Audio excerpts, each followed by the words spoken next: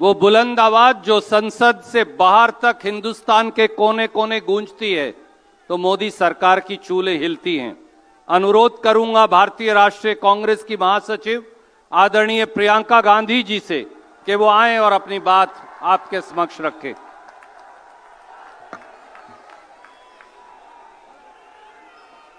आदरणीय अध्यक्ष महोदय श्री मल्लिकार्जुन खड़गे जी, माता जी श्रीमती सोनिया गांधी जी, बड़े भाई श्री राहुल गांधी जी, मंच पर विराजमान सभी वरिष्ठ नेतागण, सभी कांग्रेस के महासचिव, इंचार्ज सचिव, पीसीसी के अध्यक्ष, माननीय मुख्यमंत्री जी, सबका इस सभा में आज बहुत बहुत स्वागत। और मेरे प्यारे कार्यकर्ता भाइयों और बहनों, दिल्ली की हवा में आप सबका स्वागत। खास तौर से मेरे यूपी के जो भाई बहन हैं, आपने बहुत मेहनत की है, आपको बहुत बहुत स्वागत। कोहरे में आप आज सुबह सुबह ठंड में निकले, मैंने आपके वीडियो देखे, आपकी फोटो देखी, इसके लिए बहुत बहुत धन्यवाद। जरा एक बार जोर से, इतनी जोर से नारा लगाइए कि यहां से गूंजता हुआ प्रधानमंत्री निवास तक जाए, वोट चोर, वोट चोर, वोट चोर। ये वोट क्या है, इसकी कीमत क्या है हमारे जीवन में, इसको समझना बहुत जरूरी है।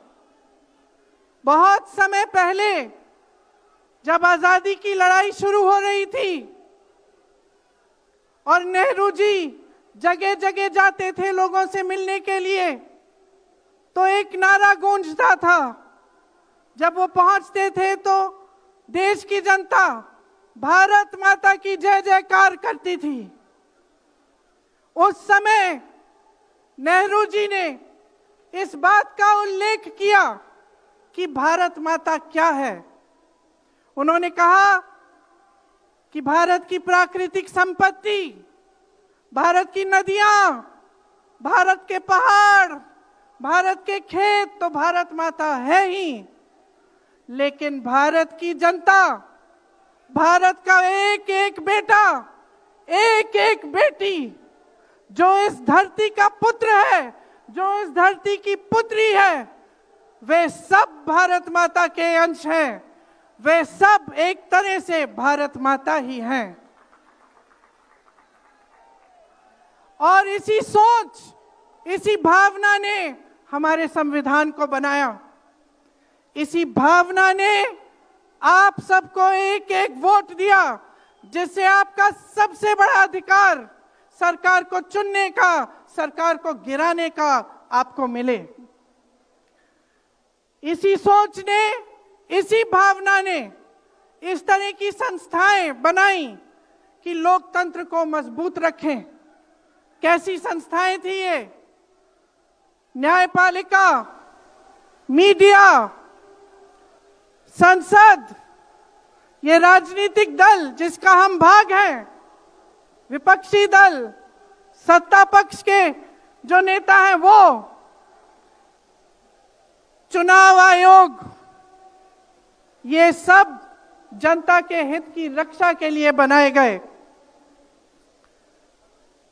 इसीलिए जब आज हम देखते हैं कि इन सब संस्थाओं को कुचला जा रहा है, तो एक एक भारतवासी को उठना चाहिए, जागना चाहिए और ये समझना चाहिए कि जो वार हो रहा है वो सिर्फ इन संस्थाओं पर नहीं, लेकिन हम सब पर, आप सब पर, एक एक देश के पुत्र पर, एक एक देश की पुत्री पर वार हो रहा है। और इसे समझना बहुत ज्यादा जरूरी है। आज न्यायपालिका दबाव में है। सारी मीडिया, मेरे भाई बहन मीडिया के जो यहां खड़े हैं, बेचारे मजबूर हैं। सारी मीडिया या अडानी जी की है या अंबानी जी की है। आज परिस्थितियां ये है कि पिछले आम चुनाव में मुख्यमंत्रियों को जेल में डाला गया, कांग्रेस पार्टी का बैंक अकाउंट बंद कर दिया गया।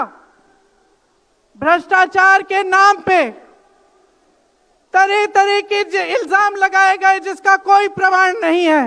ईडी भेजी, इनकम टैक्स भेजा, सीबीआई भेजी, और जैसे जैसे जिनका दिल कमजोर था, जो सह नहीं पाए, वो इसकी उनकी पार्टी में शामिल हो गए, वैसे वैसे इनकी वॉशिंग मशीन उनको धोकर उनको पाक बनाती रही।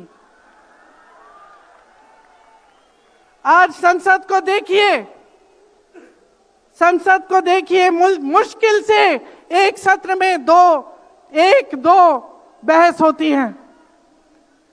और जब हमने कहा, राहुल जी ने मुद्दा उठाया, खड़गे जी ने मुद्दा उठाया कि हमें बहस करनी है चुनाव पे, एसआईआर पे, जिस तरह से वोट चोरी हो रही है उस पे, तो घबरा गए, मानी नहीं बात। अंत में जाकर कैसे माने कि हम वंदे मातरम पर भी चर्चा करेंगे। तो हम संसद में यह बहस करते रहे कि राष्ट्रगीत किसका है, राष्ट्रगीत कैसे बना, राष्ट्रगीत क्यों बना, और जो बड़ी बड़ी समस्याएं हैं जिससे आप जूझ रहे हो, बेरोजगारी, महंगाई, पेपर लीक, उसके बारे में चर्चा करने की हिम्मत नहीं है। हिम्मत क्यों नहीं है? क्योंकि अगर इनको एक असली चुनाव लड़ना पड़े, मैं चुनौती देती हूं, एक सही चुनाव लड़ लें, बैलेट पे लड़ लें, तो ये खुद जानते हैं कि कभी नहीं जीत पाएंगे। आज आपको मायूस होने की जरूरत नहीं है कि बिहार का चुनाव हार गए, क्योंकि पूरा देश देख रहा है कि ये चोरी से जीतते हैं।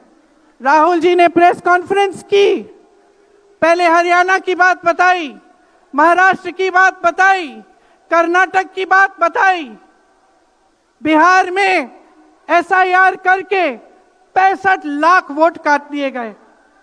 और अगर ये सारे प्रमाण आप अलग कर दें तो एक साफ और साधारण बात सामने आती है। आचार संहिता के समय 10-10 हजार रुपए आप पहुंचा रहे हो, कोई आपको रोक नहीं रहा है। चुनाव आयोग आंख बंद कर रहा है, आंख मूंद रहा है। तो अगर ये चुनाव चोरी नहीं है तो क्या है? इनके पास जवाब ही नहीं है। ये जानते हैं कि आज के दिन जनता इनसे नाराज है। देखिए, हिले हुए लगते हैं। संसद में मैं देखती हूं, आत्मविश्वास घट गया है, आंखों में आंख मिलाकर नहीं देख पाते, सामने से गुजरते हैं तो यूं आंख झुका देते हैं। आत्मविश्वास कम हो गया है, घट गया है, अपने आप में विश्वास घट गया है, क्योंकि जनता का विश्वास भाजपा से, इनकी सरकार से, प्रधानमंत्री मोदी जी से, अमित शाह जी से सबसे हट चुका है।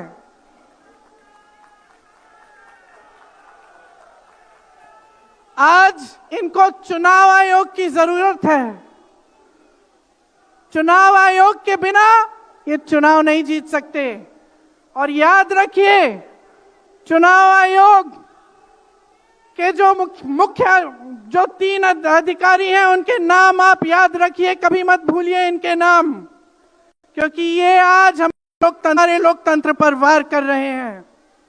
इतिहास में कभी ऐसा नहीं हुआ कि पूरा विपक्ष कह रहा है कि हमें विश्वास नहीं है चुनाव आयोग में, इन चुनाव में हमारा विश्वास नहीं है, ये चुनाव ठीक ढंग से नहीं किए जा रहे हैं।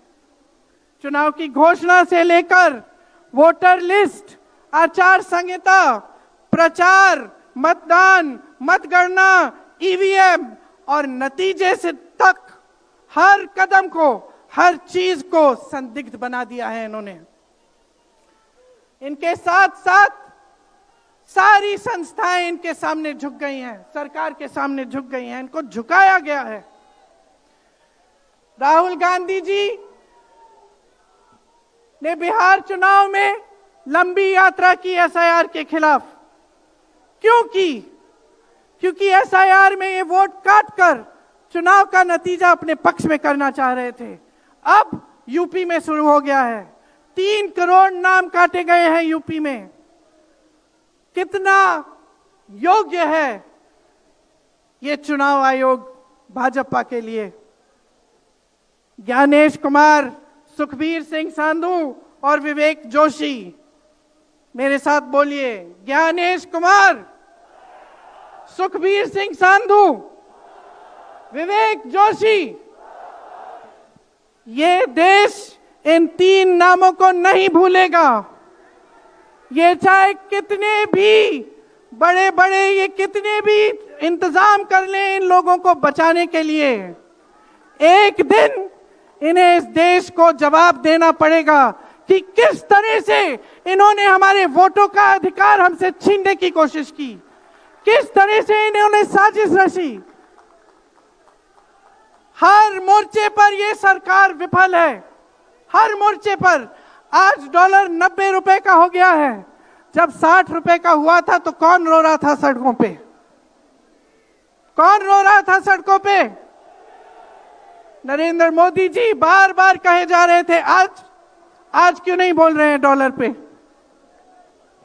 निर्यात लगातार घट रहा है, आयात महंगा हो रहा है, विदेश नीति फेल हो गई है इनकी। हाथ पकड़ के चलते हैं ट्रंप जी के साथ, बड़े बड़े राष्ट्रपतियों के साथ, लेकिन जब समय आता है तो देश के साथ कोई खड़ा नहीं होता। यह है इनकी विदेश नीति। और इनकी नीति कि देश की सारी संपत्ति अपने दो चेलों को, अडानी जी और अंबानी जी को पकड़ा देते हैं। यहां देश का नौजवान महंगाई से जूझ रहा है, बेरोजगारी से जूझ रहा है, पेपर देता है, लीक हो जाता है, कोई उसकी सहायता नहीं है, नशे की तरफ जा रहा है, बेटिंग ऐप में पूरे दिन बिताता है। और बेटिंग ऐप चलाया कहां से जा रहा है? कहां से चलाया जा रहा है? सूत्रों के मुताबिक प्रधानमंत्री के ऑफिस में ही एक शख्स ने बेटिंग ऐप के साथ में घोटाले किए हैं। इसकी चर्चा होती है क्या सदन में? क्यों नहीं होती? आपकी बेरोजगारी की चर्चा होती है, महंगाई की चर्चा होती है, मेरी बहनें यहां खड़ी हैं, आपकी सुरक्षा की चर्चा होती है। ना सदन में होगी, ना बड़ी बड़ी रैलियों में करेंगे ये लोग, ना आपके पास आकर आपसे बात करेंगे, आपके हालचाल पूछेंगे, आपसे पूछेंगे कि किस संघर्ष से आप गुजर रहे हो, कैसे जी रहे हो। क्योंकि हिम्मत नहीं रही इनकी, हिम्मत नहीं रही।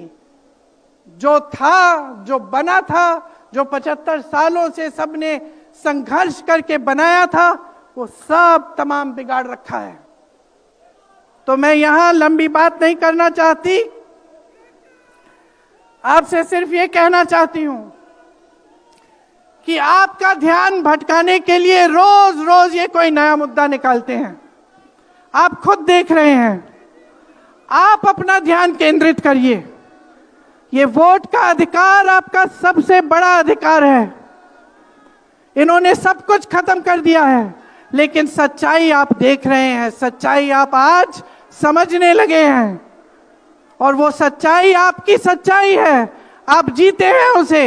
ये आपका अधिकार है जो आस्ते आस्ते आपसे लिया जा रहा है।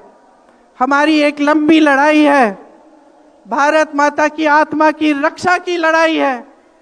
राहुल जी 8000 किलोमीटर की यात्रा करके आए हैं, देश भर में पहले पैदल चले, फिर यात्रा की इन्होंने किस लिए? न्याय के लिए, देश की एकता के लिए।